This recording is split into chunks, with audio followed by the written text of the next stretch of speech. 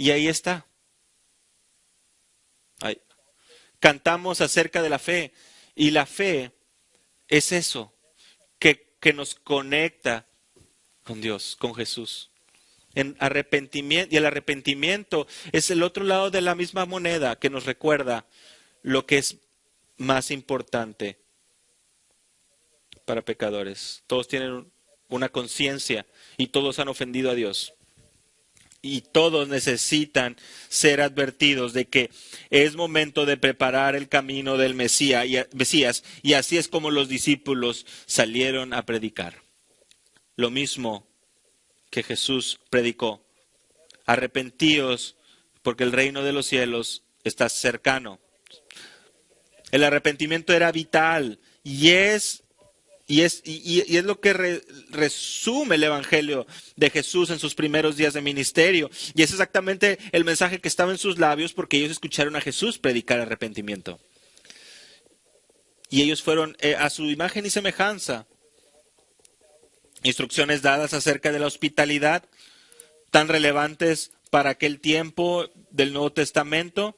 Cuando leemos acerca de Dios, de Juan, los evangelios de Juan y la manera en que hay que tratar a los falsos maestros, esto era común. Las instrucciones dadas acerca de limpiar el calzado de sus pies por aquellos que lo rechacen, cómo deben de ellos ser de un mismo sentir y cómo este mensaje debería hacer llamar y atraer los corazones, pero aquellos que lo rechazaran, ellos serían simplemente llamados a limpiar el calzado de sus pies y buscar otras ciudades. Básicamente lo que está diciendo es como la tierra de los gentiles, limpiar el polvo de sus pies, de su calzado. Y ellos vienen siguiendo las instrucciones de Jesús en una manera muy, muy peculiar, vienen en su autoridad, en su enseñanza. Y ellos dependientes de su autoridad. Y esto creo que es lo que Marcos quería que entendiéramos acerca de ser enviado. Cuando vemos la Gran Comisión en Mateo 28, vemos instrucciones menos específicas, pero el mismo mensaje enfocado nuevamente en el ministerio de Jesús, instrucciones específicas de enseñar todas las cosas que os he mandado, bautizándoles. Así que las cosas que son importantes son claras. Y Marcos quiere que entendamos que el llamado al ministerio involucra emular a nuestro Señor. Somos llamados a ministrar en la misma manera, al mismo estilo que Jesús. Pero aquí no es donde termina esta historia. No en la manera que Marcos lo presenta, no en la manera que el Espíritu lo inspiró. En un estilo de Marcos, él presenta una historia dentro de otra historia. Intercalación, o conocido como un sándwich, o tortas de Marcos. Y es la historia dentro de otra historia. Pasa todo el tiempo en Marcos. Le encanta esto. Jesús maldice la higuera, luego va al templo, luego regresa a la higuera. Hay algo que sucede ahí. Lo corrupto que está el templo y también la higuera, y luego ambos sirven como lado y lado de la misma historia. Tenemos a la mujer de flujo de sangre y luego otra vez una narrativa yendo con otra. Y es su manera de presentar las historias Marcos en un arreglo, en una manera de presentar donde lo de en medio te está diciendo algo acerca del final de la historia.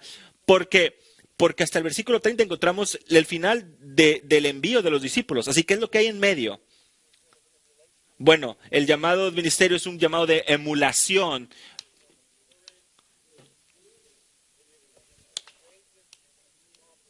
Bueno, la voz del ministerio es una que lleva valentía y lleva un compromiso con Dios. Vean el versículo 14 al 29. Quiero mantenerme alto no podemos usar PowerPoint en esta conferencia, en esta iglesia, pero bueno, si uso PowerPoint en este púlpito, Mark MacArthur sube y me dice, apartados de mí, nunca os conocí. Así que mejor resumimos. El único PowerPoint que usamos es el PowerPoint de Lawson. Así, apuntando. Así. Ese es el apuntador de Lawson. Así que ¿cuál es esta sección de en medio? Esta sección de en medio. ¿Cuál es? ¿De qué trata? Es un recordatorio hermoso del mejor. Ese es el mejor. 12 habían sido enviados, pero uno llevaba tiempo trabajando, preparado antes de su nacimiento para apuntar a Cristo como el Mesías. Y aquel es uno de los mejores ejemplos, de acuerdo a Jesús. Mateo 11:11, de los nacidos de mujer no hubo uno mayor que Juan. Y Marcos nos hace un recordatorio. ¿Ves? El rey Herodes se enteró de esto. ¿Ves? Está conectado a lo que leímos en el versículo 13.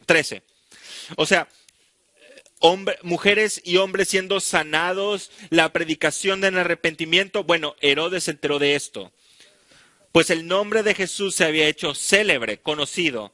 Algunos dijeron que Juan el Bautista ha resucitado de entre los muertos, por eso es que estos poderes actúan en él. Pero otros decían, es Elías, y otros decían, es un profeta, como uno de los profetas antiguos. Y al oír esto, Herodes decía, Juan, a quien yo decapité, ha resucitado.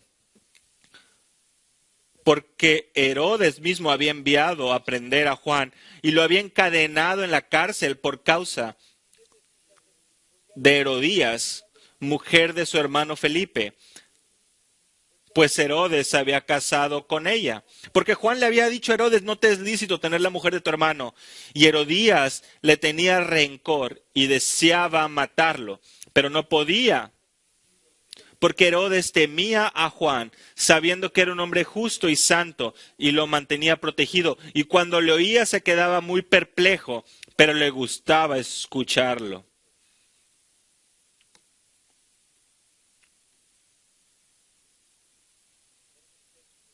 ¿Qué error cometeríamos si no nos diéramos cuenta que el ejemplo de Juan el Bautista está diseñado para acompañar a cada uno de los que fueron enviados? Mira su ministerio. No hay nadie como el primo Juan. Él no cree, él no le importa si a Herodes Antipas no le importa acerca del hermano hijo de Herodes Felipe y Herodías y lo que estaba sucediendo. A Juan le importaba la justicia, le importaba la piedad, le importaba la santidad, le importaba que las personas, que la gente se preparara. Aquel que él no estaba y no era, tenía el privilegio de poder desatar las sandalias de sus pies. Jesús como rey, él estaba buscando como prioridad dejar en claro que que Dios demanda perfecta santidad. Y el Mesías prometido, de que habían hablado en los años pasados, había llegado y él iba a restaurar todo lo que Dios había prometido. Él iba a traer un reino donde Dios sería exaltado en un trono. Este es la preocupación preeminente de Juan. Él no está preocupado por encontrar y llegar a sus años del retiro. Juan no está preocupado si las personas le dicen que su ministerio es relevante o ser atractivo para la cultura. Él está preocupado por otras cosas y lo vemos en su higiene y en su dieta. A él no le importa el mundo. A él le importa la justicia y apuntar a Cristo. Y nadie lo hace mejor. Solo hay dos pasajes en Marcos que no se tratan de Jesús. El primero en el capítulo 1, cuando es la descripción del ministerio de Juan, y este. Es significativo, es importante, que nos llevan y que apuntan a la valentía, a la seguridad, al coraje, a la valentía de Juan el Bautista. Y esta manera de intercalar las historias está con una intención clara, no asustarnos, sino llenarnos de valentía y fortaleza y abrir nuestros ojos, ver que el mayor que lo ha hecho, el mayor ejemplo de los hombres, Juan el Bautista, aquel que precedió al Señor y aquel que llega primero a la muerte también. Marcos no es conocido por dar tanto detalle. Él normalmente se mueve a un cierto paso, pero esta historia realmente llegó a un punto donde él tiene que ser descriptivo porque esta muerte debe ser recordada en nuestras vidas día con día, cada vez que vamos a representar a Jesús. Y aquí vemos a Herodes. Y mira, y hasta Herodes mismo tenía una conciencia. Y a Herodes le gustaba escuchar a Juan. Mira, estaba interesado en el judaísmo. Y él estaba interesado en los milagros, en lo profético. Así que fue traído del calabozo. Estamos hablando de un pozo en el piso. Ahí estaba encadenado. Y Herodes lo sacaba del calabozo para entretenimiento.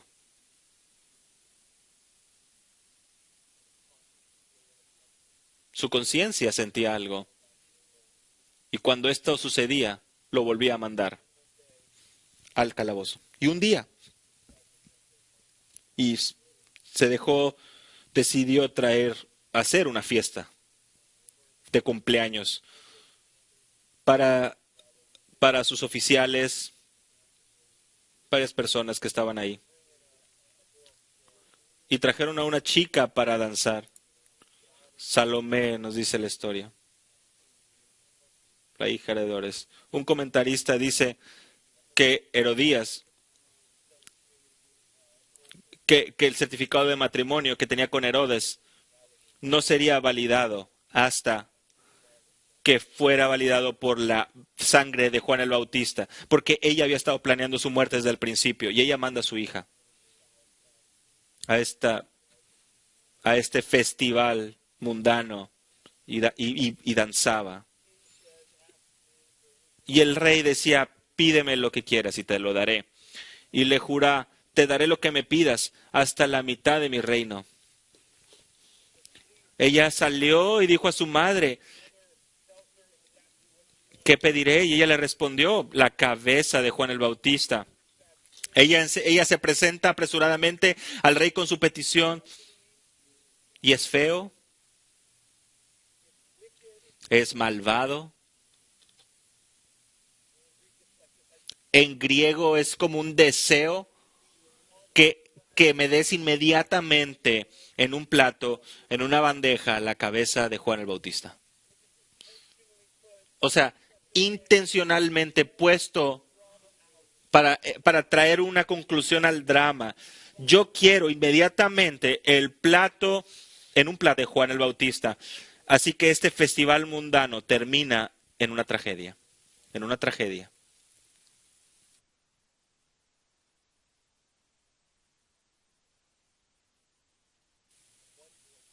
La única voz, aquella que no le importaba si eras un tetrarca, que no. J.C. Ryle dice, un predicador solitario que no tenía ninguna otra arma más que la palabra de Dios. Trae terror, incomoda al rey. Y Herodes estaba asustado. Pero Herodes estaba más asustado de lo que las personas, sus amigos, creyeran de él. Él estaba atrapado en esta situación. Y así que, vean el versículo 26, se puso muy triste. Sin embargo, a causa de sus juramentos, que mandó la decisión, promulgó que Juan fuera decapitado. Y le trajeron la cabeza en una bandeja y se la dio a la muchacha, y la muchacha la dio a su madre. Horrible. Una tragedia. Le trajeron la cabeza de Juan. Tiranos, siempre, siempre, los tiranos siempre odiarán la justicia. Y los pecadores harán lo que sea para silenciar la voz que insiste en la justicia de Dios.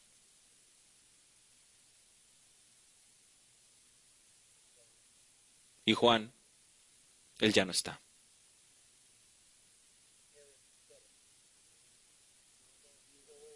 Herodes patético, débil, pero Juan firme, fiel, cumple su propósito. MacArthur dice, puede ser fiel o puede ser popular, pero rara vez podrá hacer las dos cosas. Y ahora Juan, él ya no está.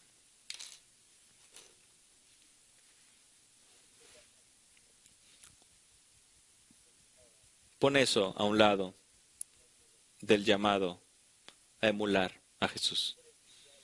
Ponlo ahí, justo a un lado. Porque lo que este párrafo nos enseña, lo que esta historia nos instruye, nos muestra que sí, somos llamados a ir y hablar de parte del Señor, y lo hacemos con su autoridad, con su instrucción y su mensaje, y lo hacemos como Juan, con seguridad, coraje, no sin temor a las consecuencias. Nos costará todo nuestras vidas.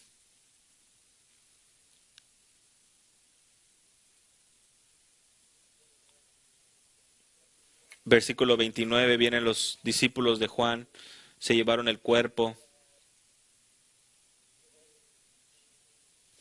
Es lo único decente en toda esta historia, y lo llevaron a sepultar. Y sin otro comentario, versículos 30, los apóstoles se reunieron con Jesús y le informaron sobre todo lo que habían hecho y enseñado.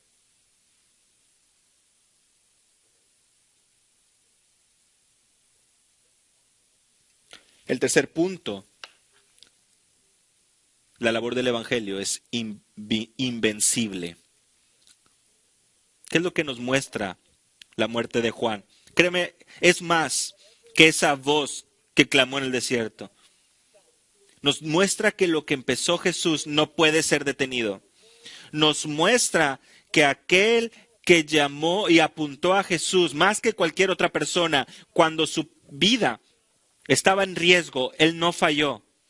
Él no falló en cumplir las expectativas de su ministerio. Él ya había dicho que yo debía menguar para que Él crezca. Ya lo había dicho. Y cualquier predicador fiel diría y sentiría lo mismo. ¿Cuáles son tus expectativas del ministerio? ¿Cuáles son tus metas en 5 o 10 años? Algunos pedirían un plato y una bandeja. Porque así es como terminó Juan. Y lo que aprendemos de ministerio en este pasaje, acerca de un ministerio que persevera, acerca de la manera correcta de ver las expectativas, es el llamado, hermanos, es que el llamado al ministerio muchas veces viene acompañado por una bandeja con una cabeza.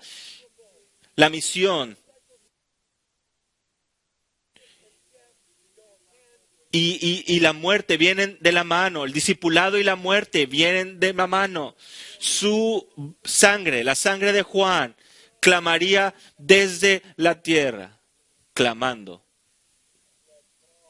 Sangre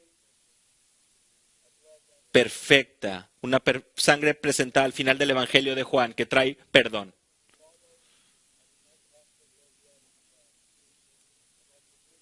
Y como Tertuliano dijo, esa sangre se convierte en la semilla y la iglesia crece de esta semilla. Y nosotros seguimos a Cristo, seguimos a Jesús. Y aunque está esta voz de no comprometernos con el mundo. Sabemos lo que va a hacer a través de nosotros, porque es invencible. Y nosotros confiamos siguiendo a Jesús, porque emulamos su enseñanza y su manera, en su manera y semejanza. Y también necesitamos, seguramente, emular su muerte. Por eso el apóstol Pablo dice que la muerte de Cristo fue manifestada en él. Por eso es que entendemos que la causa de ministerio es la causa del discipulado, es venir y morir. Por eso es que la bisagra de este pasaje viene en el 8:45. Si alguno quiere venir en pos de mí, Marco 8:34, debe negarse a sí mismo y tomar su cruz. Hermanos, el llamado al ministerio necesita ser visto, iluminado, en la forma de una cabeza en una bandeja. Solamente algunas semanas atrás, aquellos misioneros que están sirviendo en Ucrania, y ellos fueron advertidos meses atrás.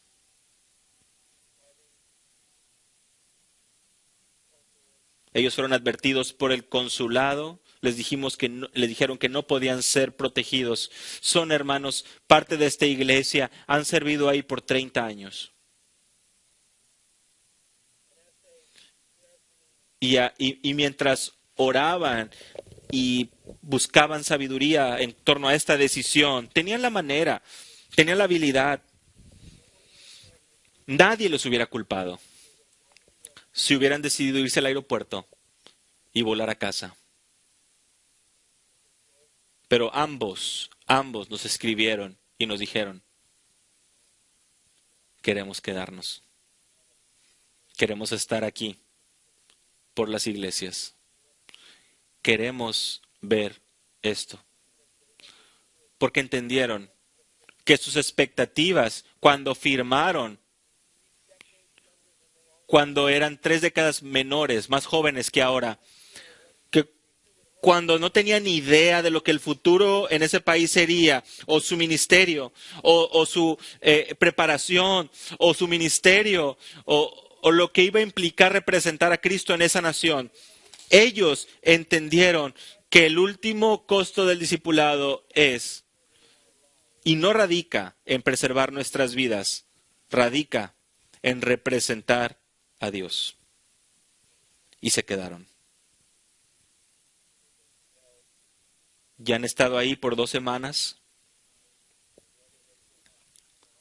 Y el otro día estuvimos viendo un Zoom donde vimos cómo oran, cómo se reúnan en un baño en la noche.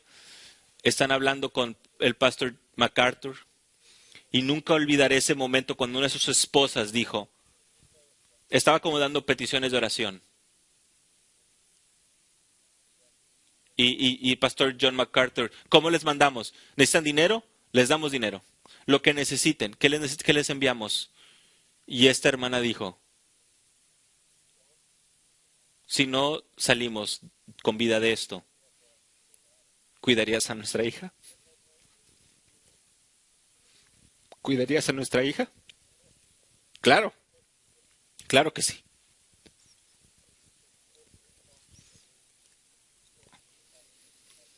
Porque el costo del discipulado es y nos lleva a emular a Jesús. Y eso puede llevarnos a presentar nuestra cabeza en una bandeja. ¿Y sabes qué sucede? La cruz y la resurrección. Juan el Bautista está más vivo que nunca.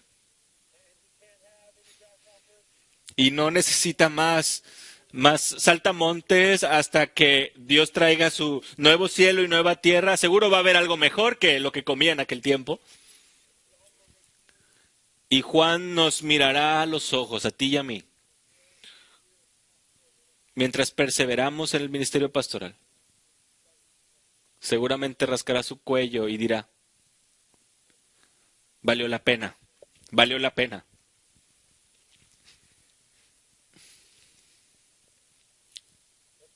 Vamos a orar.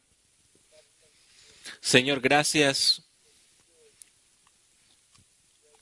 por tu gracia manifestada en tu palabra.